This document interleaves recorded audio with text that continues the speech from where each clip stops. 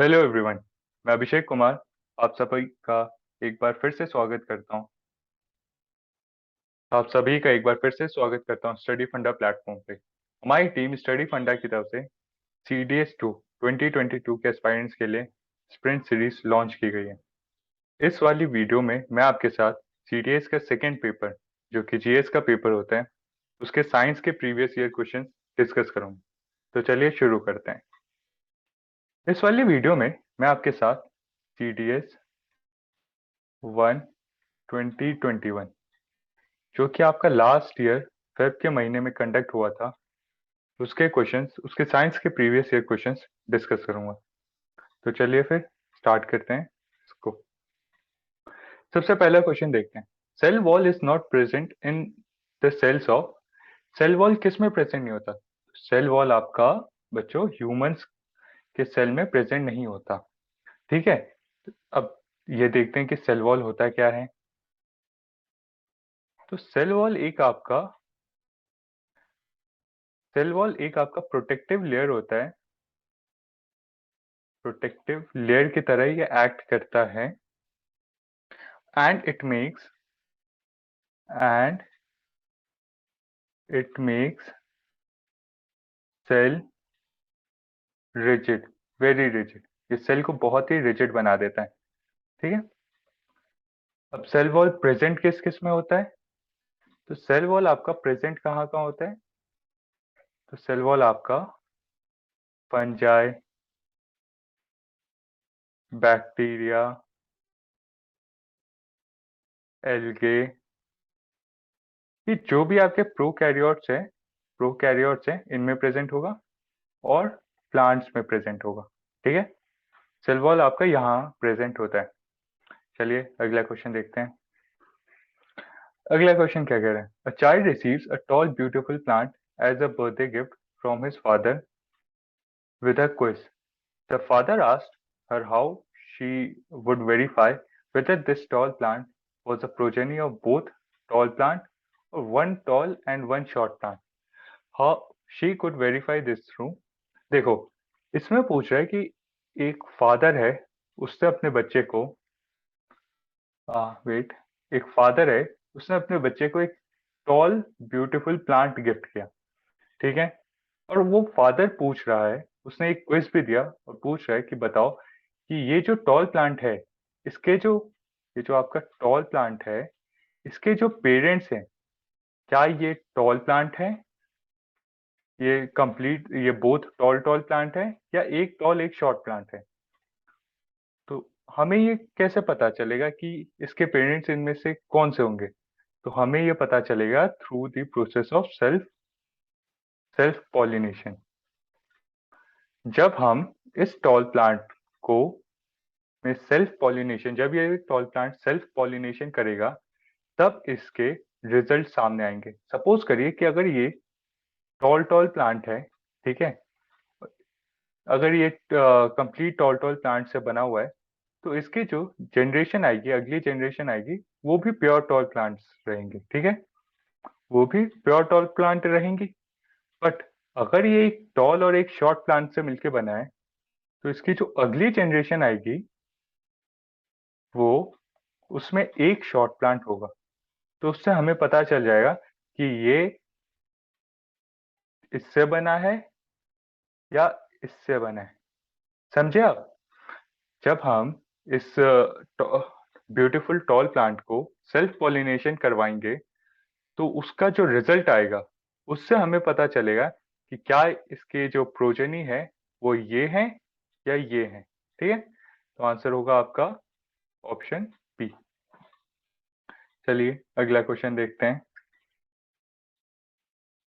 A student was doing an experiment on increasing the cell division among plants.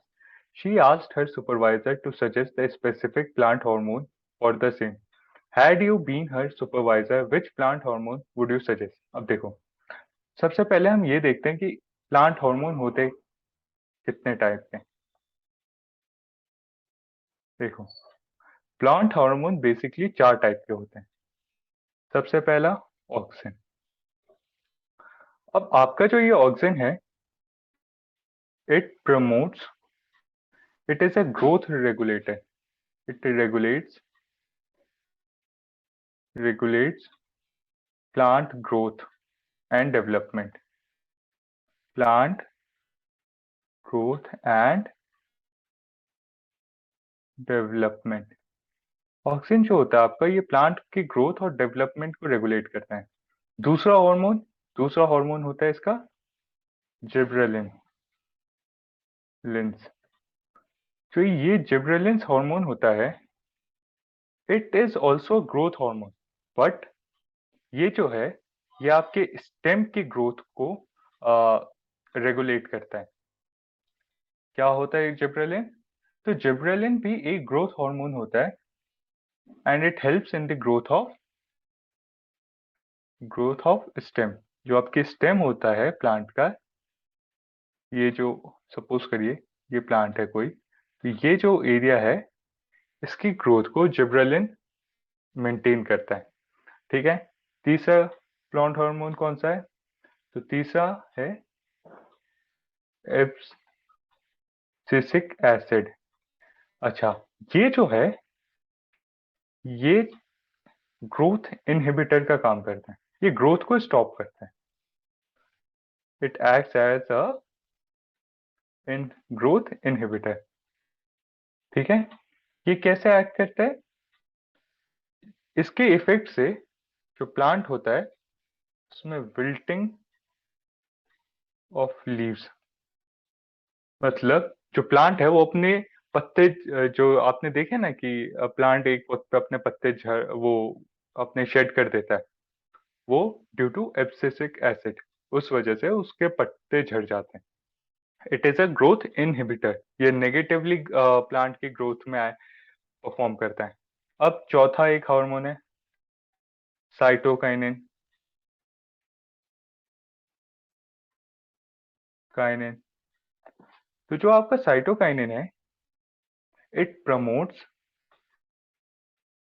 Promotes cell division in plant.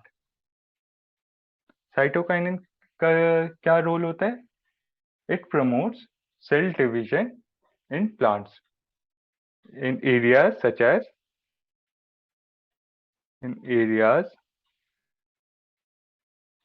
such as fruit and seed. such as fruit and seeds. ठीक है. तो आपका answer क्या हो जाएगा इस वाले question का? साइटोकाइनिन. ठीक है. आगे बढ़ते हैं. अगला क्वेश्चन क्या कह रहे हैं? अगला क्वेश्चन कह रहा है which cell organelles have their own DNA and ribosome. ऐसे कौन कौन से सेल ऑर्गेनेलीज हैं जिनके पास अपना डीएनए और राइबोसोम दोनों है? तो इसका आंसर है माइटोकॉन्ड्रिया. माइटोकॉन्ड्रिया और प्लास्टिड दो ऐसे सेल ऑर्गेनेलीज है जिनके पास अपना डीएनए भी है और राइबोसोम भी है. ठीक है. अब इसको डिटेल में देखते हैं. माइटोकॉन्ड्रिया. माइटोकॉन्ड्रिया आप सबको पता है, बचपन से पढ़ते आ रहे हैं, पावर हाउस ऑफ सेल. ठीक है. अब अच्छा एक बात बताओ कि सेल की जो एनर्जी करेंसी है होती है उसे क्या कहते हैं? देखो, इस बात को याद कर लेना. ये अलग है कि सेल की एनर्जी करेंसी जो होती है, दैट इज एटीपी. एटीपी जो है ये सेल की एनर्जी करेंसी की तरह एक्ट करता है. ठीक है. अब mitochondria, it has their own DNA and ribosome. It has their own DNA and ribosomes. Mitochondria की एक और स्पेशल चीज होती है, they are able to make their own proteins. ये अपना प्रोटीन खुद बना लेते हैं. ठीक है. ये माइटोकॉन्ड्रिया हमने देख लिया. अब हम देखते हैं अबाउट प्लास्टिड्स. ये प्लास्टिड्स क्या होते हैं? तो सबसे पहला और most important, present only in plant cell, ये सिर्फ प्लांट सेल में ही आपको मिलेंगे प्लास्टिड्स, ठीक है। Second, plastids are of two type. Second, two type के होते हैं ये, एक होता है क्रोमोप्लास्ट प्लास्ट और एक होता है ल्यूकोप्लास्ट। देखो, अब क्रोमोप्लास्ट वो प्लास्टिड होता है जो जिसके अंदर क्लोरोफिल प्रेजेंट होता है, जिसके अंदर क्लोरोफिल प्रेजेंट होता है, उस प्लास्टिड को हम क्रोमोप्लास्ट कहते हैं। लीकोप्लास्ट वो प्लास्टिड होता है जिसके अंदर स्टार्च, ऑयल्स एंड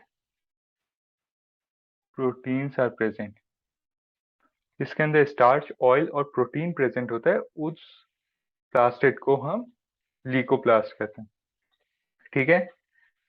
अब plastid also has their own DNA and ribosomes. Plastid के पास भी अपना डीएनए और राइबोसोम्स होता है। चलिए अगला क्वेश्चन डिस्कस करते हैं। Osmosis is the process of movement of water molecules from its, देखो ऑस्मोसिस कब होता है? ऑस्मोसिस होता है, osmosis is a process of, just wait, हाँ, ऑस्मोसिस वो प्रोसेस होता है, process of movement of water होता है, सबसे पहली बात ये याद रखो, of movement of water molecules, molecules in plant cell. Plant cell में वाटर मॉलिक्यूल के मूवमेंट को ऑस्मोसिस कहते हैं। अब ये मूवमेंट क्या होता है? ये मूवमेंट होता है through high pressure, higher concentration area से लोअर कंसंट्रेशन एरिया। जहां पे वाटर की ज्यादा क्वांटिटी होगी वहां से वाटर मूव करेगा, जहां उसकी कम क्वांटिटी होगी, थ्रू सेमी परमिएबल मेम्ब्रेन। हमने पढ़ा है ना कि जो आपका वाटर होता है, जो आपका प्लाज्मा मेम्ब्रेन होता है, वो एक सेमी परमिएबल मेम्ब्रेन होता है। Plasma membrane is basically a covering, है ना, which separates internal environment from external. तो इस सेमी परमिएबल मेम्ब्रेन से जब वाटर का मूवमेंट होता है उसे ऑस्मोसिस कहते हैं, और वाटर आपका थ्रू हायर कॉन्सेंट्रेशन से लोअर कॉन्सेंट्रेशन मूव करेगा। अब इसमें तीन कंडीशन होते हैं। अब इसमें, वेट, मैं बताता हूँ, इसमें तीन कंडीशंस होते हैं। हाइपोटोनिक सॉल्यूशन, हाइपोटोनिक सॉल्यूशन वो सॉल्यूशन होता है जब एक्सटर्नल कंसंट्रेशन आपकी ज्यादा होगी compare to internal internal concentration. जब एक्सटर्नल कंसंट्रेशन ज्यादा है इंटरनल से, तो वाटर कहाँ मूव करेगा? वाटर सेल के अंदर मूव करेगा। तो सेल क्या हो जाएगा? Cell will swell. ऐसे कंडीशन में सेल जो होगा वो आपका फूल जाएगा, ठीक है। मैं इसको रब कर देता हूँ, फिर आपको आगे बताता हूँ अगला।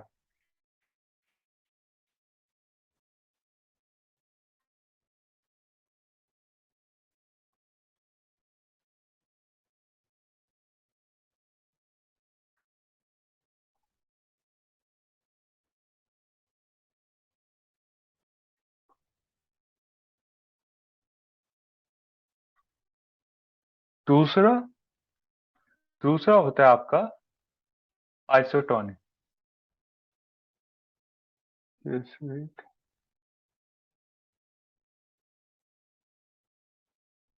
दूसरा होता है आपका आइसोटोनिक सॉल्यूशन। आइसोटोनिक सॉल्यूशन क्या होता है?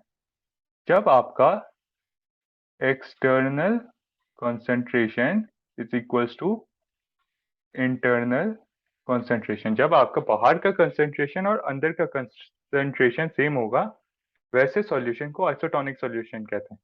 इस कंडीशन में cell size will remain same।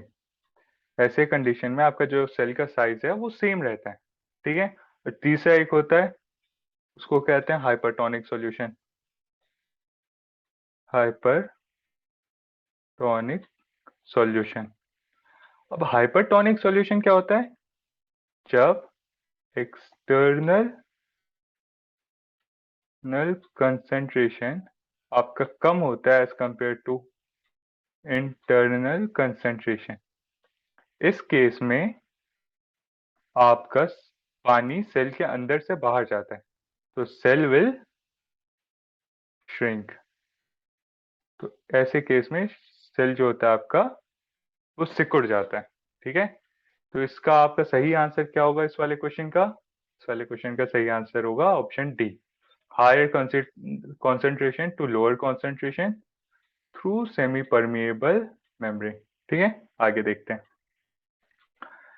तो growing two or more crops simultaneously on a same field in a definite pattern is known as intercropping। तो जब इंटरक्रॉपिंग वो होता है कि जब हम दो से ज्यादा क्रॉप एक ही फील्ड पे एक सेट पैटर्न में ग्रो करते हैं, उसे इंटरक्रॉपिंग कहते हैं। चलिए आगे चलते हैं। तो ये क्या कह रहे हैं कि when a lead nitrate PbNO3 twice in a boiling when we heat a lead nitrate in a boiling tube we observe emission of brown fumes। Which one of the following is the brown gas?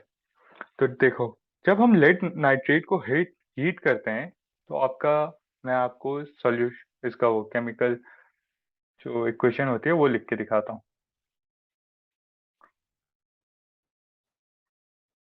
जब ये आपका heat होगा तो ये क्या form करेगा?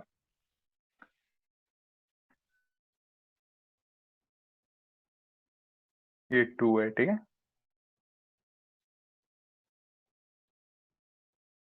ये आपका एक डिकम्पोजिशन रिएक्शन का एग्जाम्पल है, ठीक है। तो जब आपका लेड नाइट्रेट को हम हीट करेंगे तो हमारा NO2 गैस फॉर्म होगी, और यही NO2 गैस आपकी ब्राउन कलर की गैस होती है, रेडिश ब्राउन कलर की होती है। तो इसका आपका सही आंसर क्या होगा? इसका आपका सही आंसर होगा NO2, ऑप्शन डी। ये क्वेश्चन देखते हैं। Which one of the following substance do silver articles react with that make silver articles black? इनमें से कौन से सब्सटेंस से सिल्वर आर्टिकल जब रिएक्ट करता है तो वो ब्लैक कलर फॉर्म करता है? तो सल्फर।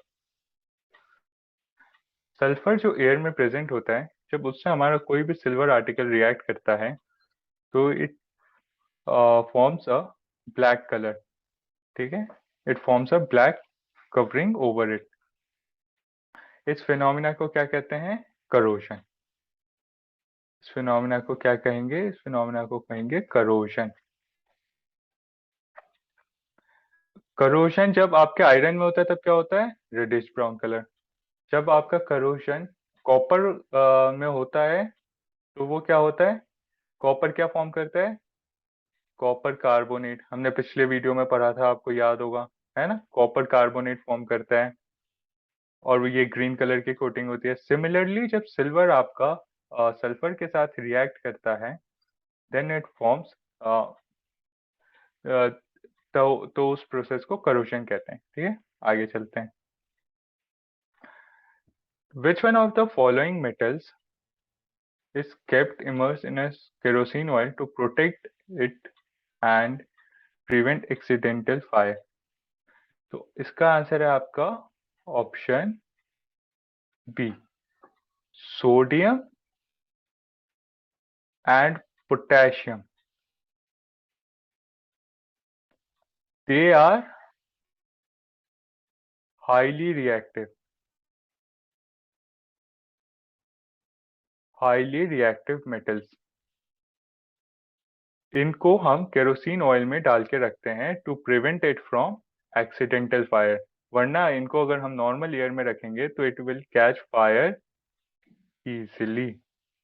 इनमें आग बहुत जल्दी लग जाती है, ठीक है। अगला देखते हैं।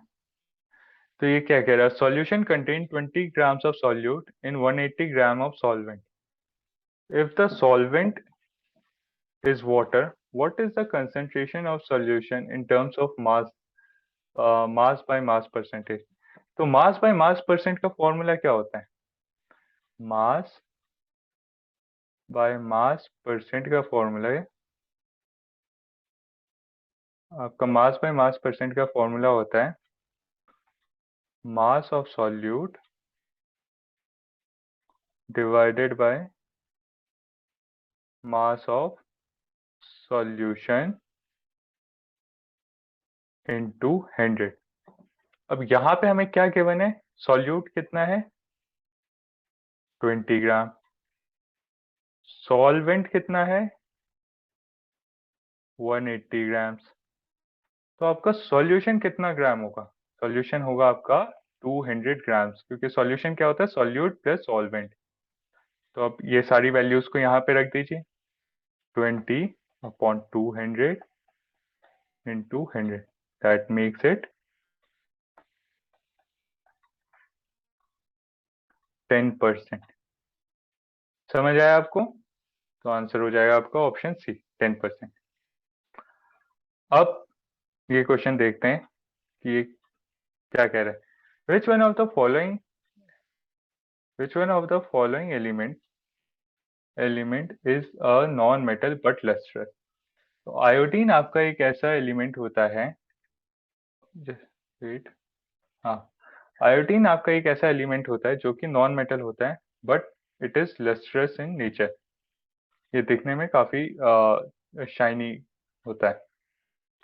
Second, which one of the following metals has both malleability and ductility property. तो आंसर होगा आपका गोल्ड। गोल्ड जो होता है आपका, it is highly malleable, highly malleable and ductile element, ductile element. So answer होगा आपका गोल्ड। ये क्वेश्चन बहुत इंटरेस्टिंग है। इस क्वेश्चन को मैं आपको पढ़ के बताता हूँ, क्वेश्चन क्या है।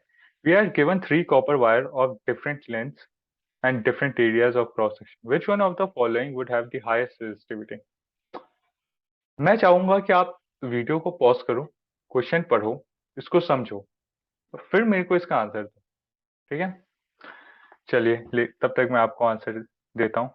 अगर आपको नहीं आता तो मैं आपको एक्सप्लेन करता हूँ। रेजिस्टिविटी,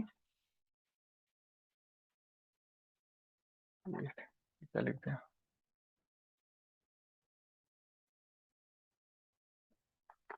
रेजिस्टिविटी जो आपकी प्रॉपर्टी होती है, it is intrinsic property of a metal,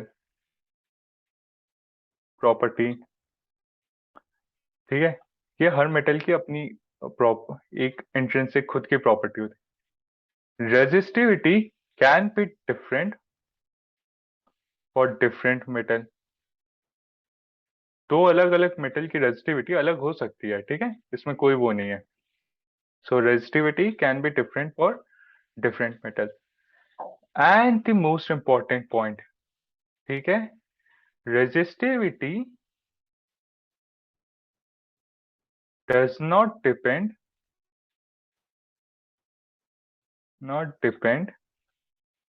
on shape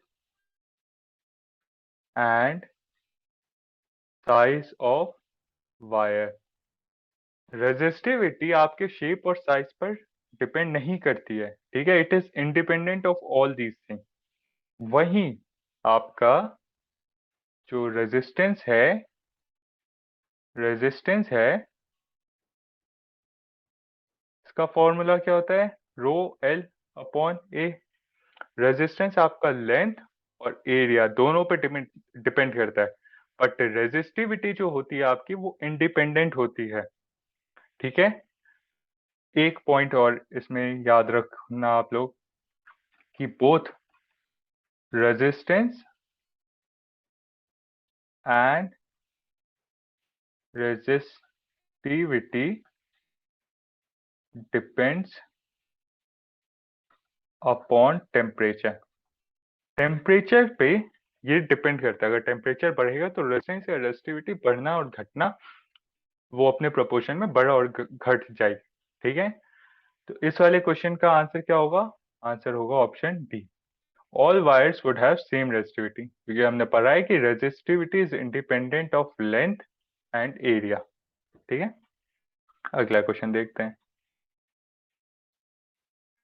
ये क्या कह रहे हैं? Which one of the following statement about fission is correct? इनमें से बताओ कि कौन सा स्टेटमेंट फिजन के बारे में सही है। देखो, पहला स्टेटमेंट क्या कह रहा है? It is related to the creation of new individual by means of cell division in unicellular organism. बिल्कुल सही। हमने पढ़ा है बायोलॉजी में कि अमीबा और मेनी बैक्टीरिया और प्रोटोजोआ अपने न्यू वंस को थ्रू फिजन प्रोड्यूस करते हैं। अपनी नई जनरेशन ये फिजन के प्रोसेस से प्रोड्यूस करते हैं। तो ऑप्शन ए करेक्ट है। एक कोई एग्जांपल आप बता सकते हो कि जो ऑर्गेनिज्म थ्रू फिजन अपना नया जनरेशन प्रोड्यूस करते हैं? बहुत सिंपल है, अमीबा। अमीबा जो है it produces new ones through fission. Second, it is related to the transformation of heavier nuclei into smaller nuclei। बिल्कुल सही। जो आपका फिजन है, जब एक बड़ा न्यूक्लियाई तो छोटे छोटे न्यूक्लियाई में टूट के अलग होता है, उस प्रोसेस को भी फिजन कहते हैं। तो स्टेटमेंट 2 इज ऑल्सो करेक्ट, ठीक है। तो अगर 1 और 2 करेक्ट है तो आप बता सकते हैं कि इसका ऑप्शन क्या हो सकता है? थर्ड स्टेटमेंट को चेक किए बिना ही देखो, फर्स्ट वाला तो नहीं होगा क्योंकि सेकंड भी करेक्ट है, सेकंड भी नहीं होगा, थर्ड वाला भी नहीं होगा क्योंकि 1 और 2 दोनों होना चाहिए। तो आपका ऑप्शन हो जाएगा ऑप्शन सी। थर्ड ऑप्शन भी देख लेते हैं। It is related with the creation of heavier nuclei by means of combining two higher nuclei. देखो इसमें क्या कह रहा है कि दो छोटे न्यूक्लियाई आपस में जब मिलेंगे तो एक जो बड़ा न्यूक्लियाई बनता है, इस प्रोसेस को भी फिजन कहते हैं? नहीं, ये जो प्रोसेस है इसे फ्यूजन कहते हैं, ठीक है। तो स्टेटमेंट 3 आपका इनकरेक्ट है। चलिए आगे चलते हैं। Which one of the following is an electric conductor? तो human body acts as an electric conductor. हमारे अंदर फ्रीली मूविंग आयंस होते हैं, ठीक है। तो human body acts as an electric indicator conductor. Non spherical shining spoon can be generally considered as a, देखो non spherical shining spoon जो होगा वो कुछ ऐसा होगा, ठीक है। जब ऐसा होगा तो ये एक प्लेन मिरर की तरह एक्ट करेगा ना, क्योंकि इसमें ये एकदम सीधा है और शाइन कर रहा है, तो हम इसमें अपना चेहरा देख सकते हैं। तो आंसर होगा आपका ऑप्शन सी। अगला क्वेश्चन देखते हैं। Which one of who amongst the following is the Pioneer in discovering the heating effect of electric current? इनमें से कौन से वो शख्स हैं जिन्होंने heating effect of electric current को डिस्कवर किया? तो आपका ऑप्शन हो जाएगा James P joule. James joule वो पर्सन थे जिन्होंने heating effect of electric current को डिस्कवर किया। और इन्होंने क्या बताया कि जो पावर होता है that is I square R. इन्होंने ये क्वेश्चन भी दिया था, ठीक है। आगे चलते हैं। तो which one of the following laws of electromagnetism does not give direction of magnetic field? इनमें से कौन सा लॉ है ऑफ इलेक्ट्रोमैग्नेटिज्म जो कि ये नहीं जो कि आपका मैग्नेटिक फील्ड का डायरेक्शन नहीं बताता? गेस करो।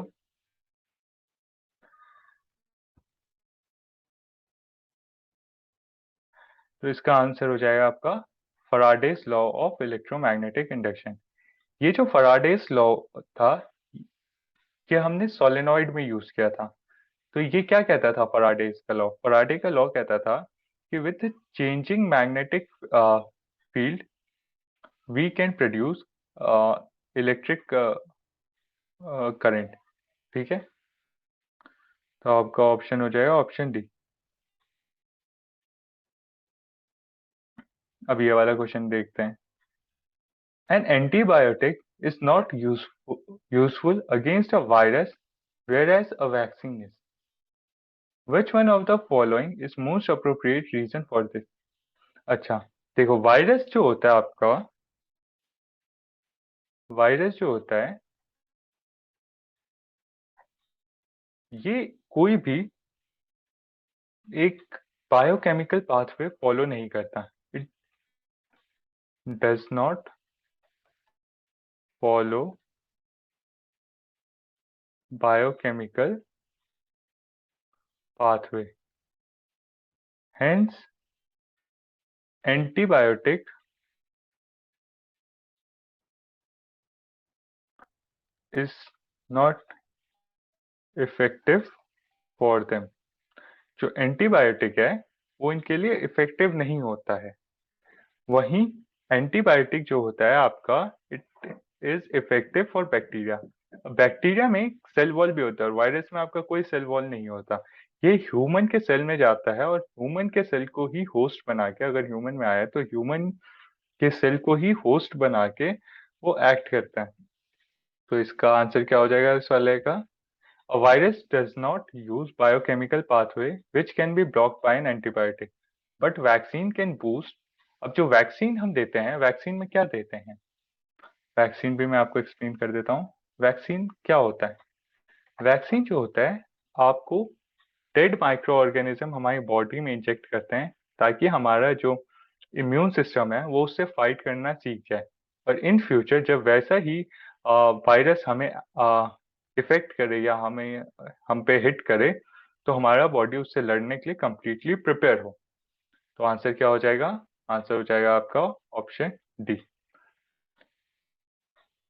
अगला क्वेश्चन देखते हैं कि sleeping sickness is caused due two is caused by. देखो स्लीपिंग सिकनेस जो है इट इज कॉज्ड बाय ट्राइपैनसोमा। ट्राइपैनसोमा से स्लीपिंग सिकनेस होती है।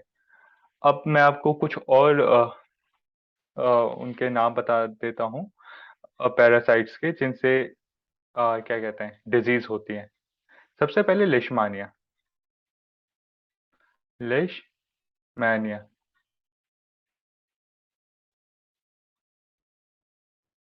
इससे क्या होता है? इससे आपकी एक बहुत ही खतरनाक डिजीज, आपने सुना होगा काला आजार नाम की डिजीज होती है। दूसरा एस्केरिस लुम्बोराइड्स। एस्केरिस लुम्बोराइड से क्या होता है? एस्केरिस लुम्बोराइड से हमें हमारे वो एस्केरिस लुम्बोराइड्स हमारे पेट में राउंड वॉर्म्स, ये राउंड वॉर्म्स होते हैं जो हमारे पेट में जाके हमें इफेक्ट करते हैं। ठीक है। तीसरा जस्ट तीसरा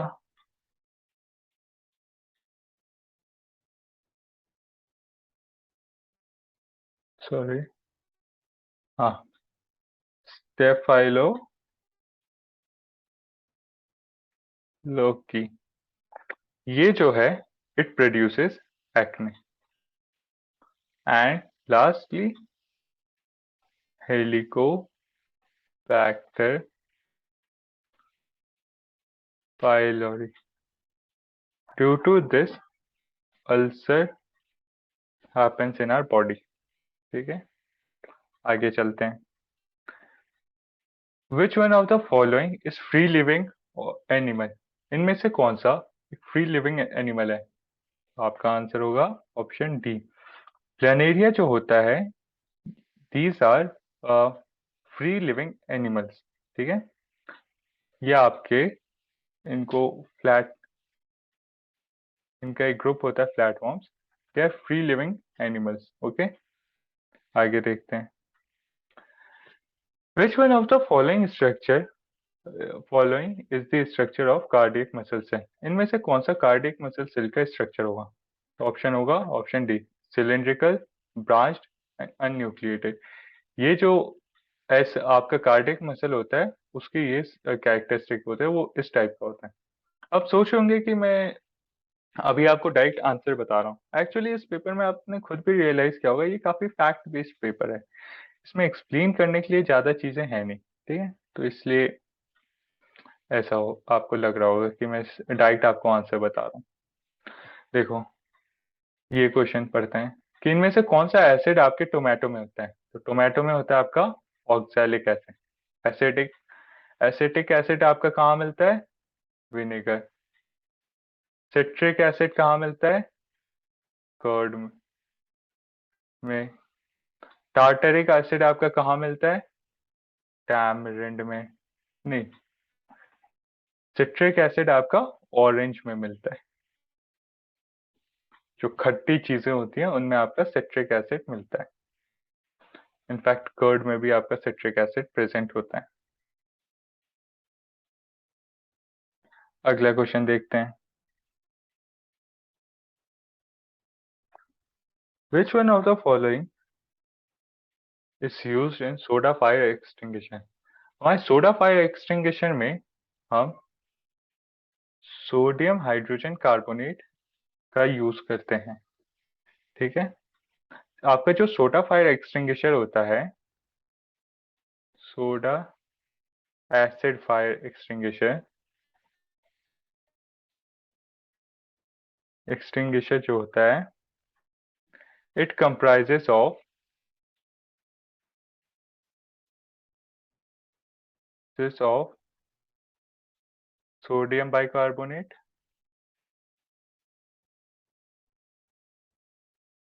sodium by carbonate and sulphuric acid.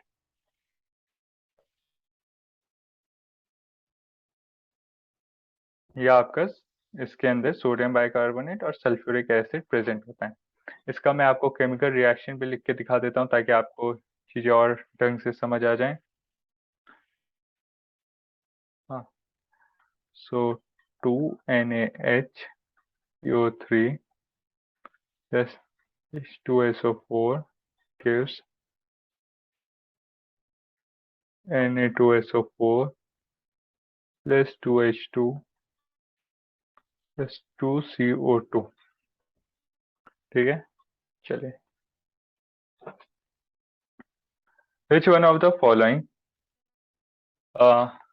sodium compound is used for softening of hard water। तो आपका जो Na2CO3, ये जो कंपाउंड है, it is use for softening of hard water. अब आपका ये जो है, it is washing soda. Washing soda क्या होता है? Na2CO3 dot 10H2O। और आपका वॉशिंग सोडा जो होता है, it it used to for softening of hard water. ये हार्ड वाटर को सॉफ्ट करने के लिए यूज होता है। It removes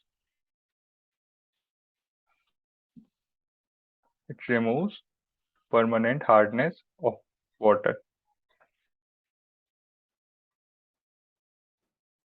and hardness of water। आगे चेक करते हैं।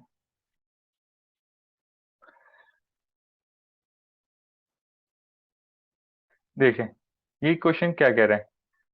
ये क्वेश्चन कह रहा है कि calcium oxide reacts vigorously calcium just a moment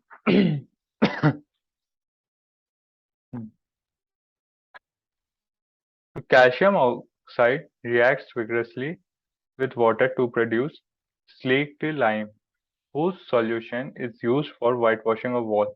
This slaked lime reacts with component A to form thin layer of component B to give shiny finish। ठीक है। अब इसमें पूछ रहा है कि जो आपका कैल्शियम ऑक्साइड है, जब इसने वाटर के साथ रिएक्ट किया, मैं आपको इक्वेशन लिख के समझाता हूँ, ये कॉम्बिनेशन रिएक्शन का एक है। जब इसने वाटर के साथ रिएक्ट किया then it forms calcium hydroxide. ठीक है, जब आपका कैल्शियम ऑक्साइड ने आपका वाटर के साथ रिएक्ट किया then it produce, calcium oxide को क्या कहते हैं? क्विकलाइन। ठीक है, इसको कहते हैं स्लेक्ट। ये जो होता है ये आपका वॉल के वाइट वॉशिंग के लिए यूज होता है। अब ये जो स्लीक लाइम होता है when it reacts with carbon dioxide it forms calcium carbonate plus H2O। ये जो कैल्शियम कार्बोनेट होता है it gives shine to the wall, ये वॉल में शाइन देता है। तो क्या कह रहा है ये question? This slaked lime react with component A, तो कंपोनेंट ए क्या होगा आपका? CO2। ठीक है, and form thin layer of component B to produce and thin layer of component B to produce shiny finish. तो ए क्या है आपका? CO2, बी क्या है आपका? CaCO3। तो आपका आंसर क्या हो गया? Option D. Option D will be your correct answer. अगला क्वेश्चन देखते हैं। How many internal reflection of light take place in the formation of primary rainbow। अब प्राइमरी रेनबो में आपका जो रिफ्लेक्शन है मैं आपको ड्रॉ करके दिखाता हूं। ये प्राइमरी रेनबो है। ठीक है,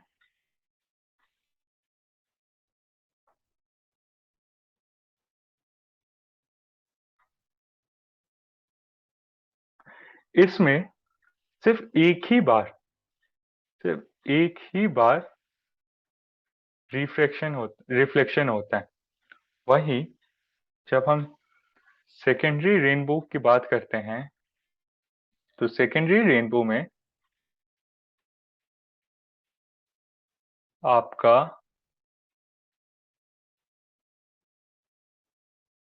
2 बार रिफ्लेक्शन होता है।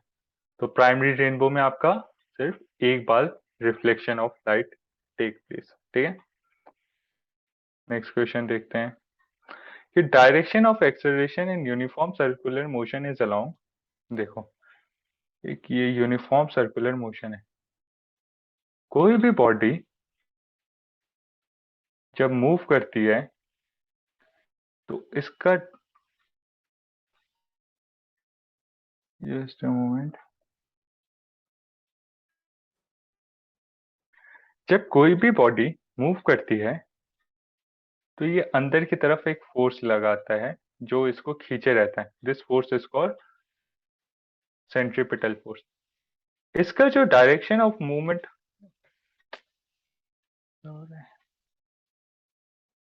एट एनी पॉइंट और एट एनी इंसिडेंस, इसका जो डायरेक्शन होता है, direction of velocity, direction of direction of acceleration, it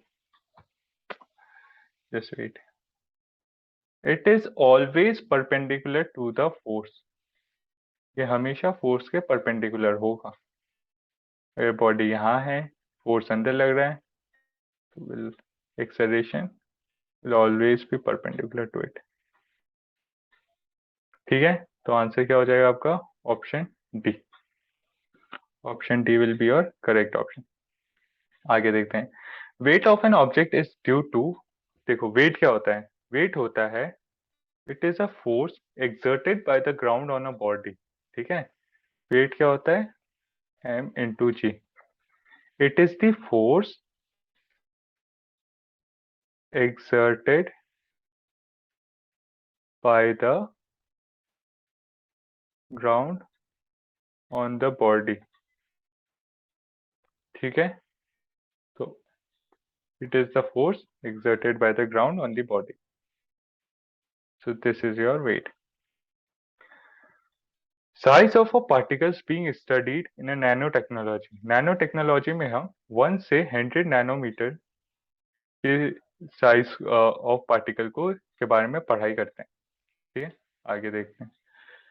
so that's it, यही था आपके लिए। तो अगले वाले वीडियो में मैं आपके साथ CTS 2 2020 के क्वेश्चंस लाऊंगा। तब तक आप इसे रिवाइज करिए और ढंग से पढ़ाई करिए। Thank you, good bye.